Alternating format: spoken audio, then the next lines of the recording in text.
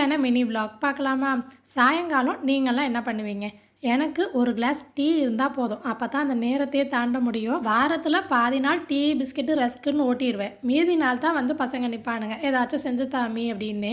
அதுவும் ஸ்டோர் பண்ணி வச்சுருக்கிற ஸ்நாக்ஸ் வேணால் சுட சுட சூடாக வேணும்னு கேட்பாங்க. நமக்கு என்னென்னா மதியானம் சாப்பிட்டதுக்கப்புறம் கிச்சனை நீட்டாக வச்சுட்டா திரும்ப நைட் வந்தால் போதும் அப்படின்னு தானே நினப்போம். கரெக்டானு சொல்லுங்கள். இப்போ மறுபடியும் பாத்திரம் விழுகும், திரும்ப நீட் பண்ணணுமேன்னு யோசிச்சுக்கிட்டே என்ன செய்யலாம்னு பாத்திரம்லாம் எடுத்து வச்சுட்டு இருந்தேன். டியூஷன் போகும்போதே சொன்னேன், நீங்கள் ரிட்டர்ன் வரும்போது ஏதாவது செஞ்சு வைக்கிறேன்னு. வீட்டில் சோயா சங்க்ஸ் இருந்துச்சு. இதை ஃப்ரை பண்ணாலும் ஃபுல்லாக போட்டு சமைக்கவோ எங்களுக்கு பிடிக்கவே பிடிக்காது. சக்கு சக்குன்னு இருக்கும். நான் வந்து எப்போதும் அரைச்சி தான் செய்வேன். ஒன்று கீமா செய்வேன். இன்றைக்கி ஸ்நாக்ஸ் பண்ணலான்னு எடுத்திருக்கேன். சுடு தண்ணியில் கொஞ்சமாக உப்பு போட்டு ஒரு 10 நிமிஷம் ஊற வச்சுருக்கேன். இந்த சாப்பர் பற்றி திரும்ப திரும்ப கேட்குறீங்க. நான் ஏற்கனவே சொல்லியிருக்கேன். இன்ஸ்டாகிராப்பாங்கிற பிராண்டில் அமேசானில் வாங்கினது. சார்ஜ் போட்டு யூஸ் பண்ணிக்கலாம்.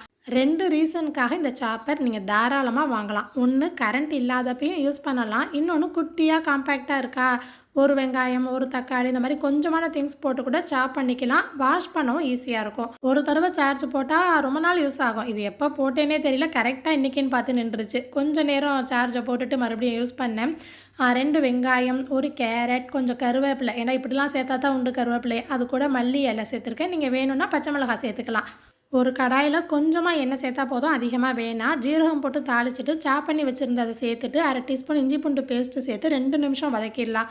மிளகாய்த்தூள், மல்லித்தூள், மஞ்சள் தூள், கரம் மசாலா, இந்த 4 பொருள் மட்டும் நான் சேர்த்துருக்கேன். கொஞ்சமாக உப்பு சேர்த்து வதக்கியிருக்கேன்.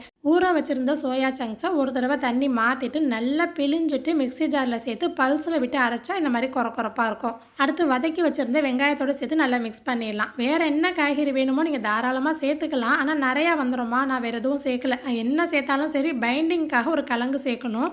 நான் காலையிலே உஷாராயிட்டேன். பூரி மசாலா செய்வோம் இல்லையா, அந்த கிழங்கு செய்யும்போது வேக வச்சுருந்த கிழங்குலேருந்து கொஞ்சமாக எடுத்து வச்சுருந்தேன். இல்லைனா இப்போ இதுக்கு வேறு தனியாக ஒரு குக்கர் எடுக்கணுமே. அதனால் எனக்கு ஈஸியாக போயிடுச்சு. அதை நல்லா மசிச்சு விட்டுட்டு சேர்த்துட்டு இந்த மாதிரி பாப்ஸ் ஷேப்பில் உருட்டி எடுத்திருக்கேன்.